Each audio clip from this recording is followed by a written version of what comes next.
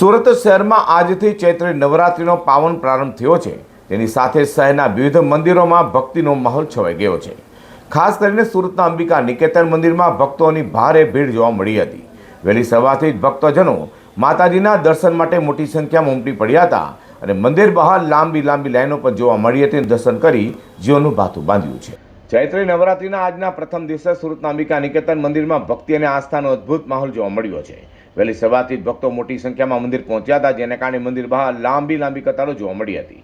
મંદિરમાં માતાજીનો વિશેષ અને આકર્ષક શણગાર કરવામાં આવ્યો છે, જે ભક્તોને મંત્રમુગ્ધ કરી નાખ્યા છે। ભક્તો શ્રદ્ધાભાવે માતાજીના દર્શન કરી પૂજા અર્ચના કરી રહ્યા છે અને નવરાત્રિના ઉપવાસનું પણ પાલન કરી રહ્યા છે। નવરાત્રિના આજના દિવસે પવિત્ર દિવસોમાં મંદિર પરિસરમાં ભક્તિભર્યો માહોલ છવાઈ ગયો છે અને ભક્તો માતાજીના જયકાર સાથે પોતાની શ્રદ્ધા વ્યક્ત કરી રહ્યા છે। ભક્તોની વધતી જતી સંખ્યાને ધ્યાનમાં રાખીને મંદિર ટ્રસ્ટ દ્વારા સુચારુ વ્યવસ્થા ગોઠવવામાં આવી છે, જેમાં ભક્તોને સરળતાથી દર્શન મળી રહે તે માટે ખાસ આયોજન કરવામાં આવ્યું છે। આ રીતે સુરતમાં ચૈત્ર નવરાત્રિનો પ્રારંભ ભવ્યતા અને શ્રદ્ધાપૂર્વક સાથે થયો છે। અંબિકા નિકેતન એટલે પ્રખ્યાત થઈ ગયેલું છે અઠવા લાઇન્સમાં।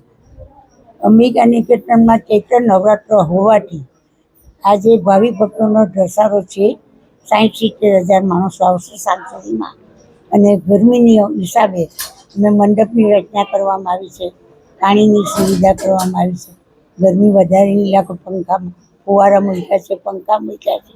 ભાવિ ભક્તોમાં કોઈ બીમાર પડી જાય, ચક્કર આવે તો ડૉક્ટરની પણ સગવડ કરવામાં આવી છે અને બધો લોકો શાંતિથી માતાજીના આશીર્વાદ લઈ ઝડપથી આગળ વધે, આશીર્વાદ લઈને જ જાય છે અને ફૂલની પાંખડી ચડાવે છે, એ સેવાના કાર્યમાં વપરાય છે।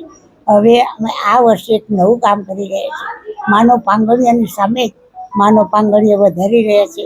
ભાવિકો ખાલી 11 રૂપિયા અમે એમ રાખ્યા છે, તો ભાવિકો તો ઓનલાઈનથી પણ આપી શકે છે।